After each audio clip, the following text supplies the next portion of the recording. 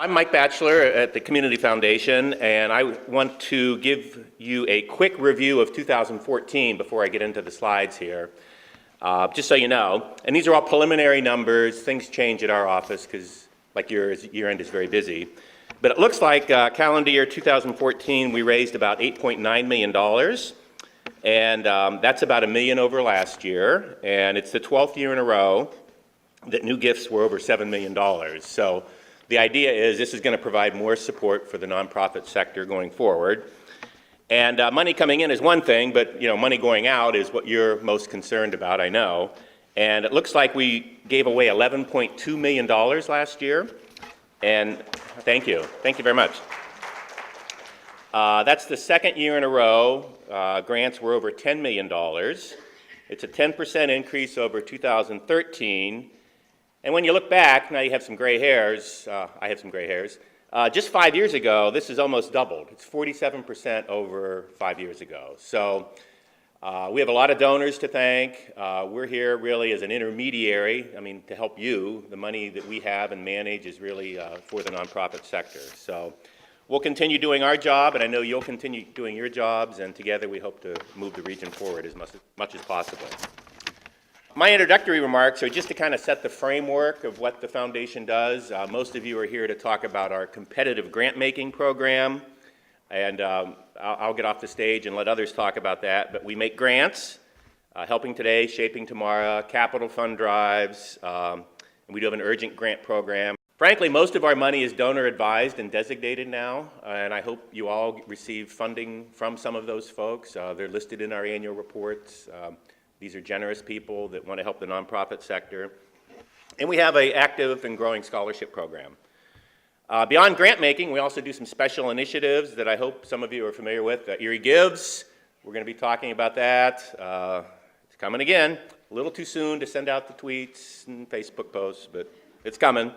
Vital Signs is our key indicator project, and I hope you take a look at that. We're going to have some exciting announcements very soon about I'll just give you a hint. We have a new partnership with Penn State Erie, Economic Research Institute of Erie, and they're going to be working with us on Vital Signs, so Jim Curry and Dr. Ken Louie. We think that's going to be terrific. Stay tuned. We have a wish book program on things that we can't fully fund. We put them online, and we encourage you and your donors to take a look at that. Donors Choose is a program where we work with our donor advisors who we know are interested in particular topics and try to leverage some of their funding over to your organizations. We also run the Women's Fund, many of you know about that, and we sponsor many events. In the area of community leadership, we do our best to try to come up with some new and creative programming for the community.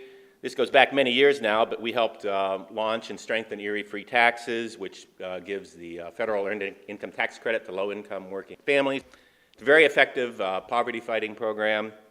Erie's Future Fund is a scholarship program for low-income kids into high-quality preschool. Partnered with the United Way to make a major grant for the Imagination Library to work on literacy. We also provide operational funding for Erie Together, have done that for several years, so the good work they do, we're providing this operational funding to make that happen. Of course, we work with donors in many different ways, trying to build more charitable endowments for our community. We now have, I think, 750 or so charitable endowments, all operating under the umbrella of the Community Foundation. The Friends Group, that's relatively new, but you might want to know about that. We're trying to engage younger people in our work. We have some special meetings and briefings, and young is a relative term, I guess 30 to 50 sort of thing. So that they are the future leaders of our community and they know about the Community Foundation, and when they're in the position to leave their estates, they are thinking about leaving a charitable legacy for our community.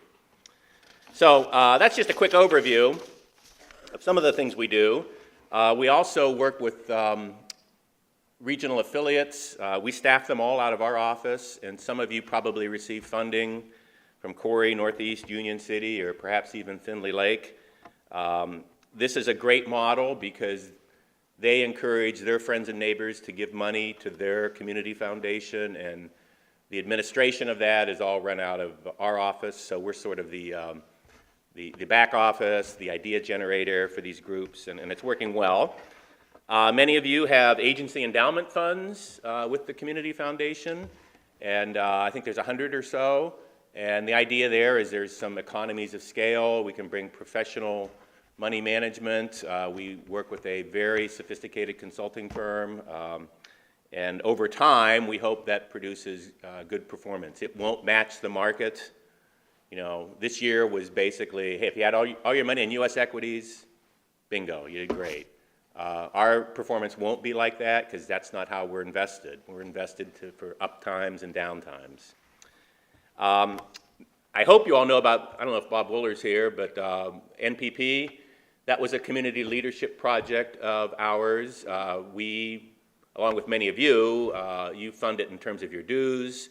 We provide $150,000 in operating funding and also $50,000 for their re-granting capacity building grants. So we view this as a way to help you with continuing ed, for Nonprofit Day, other sorts of capacity building. So I encourage you, if you're not, to take advantage of the nonprofit partnership, and if for some reason your agency isn't a member, it's very modest dues. I think it's between 100 and 500. I hope you take a look at that too.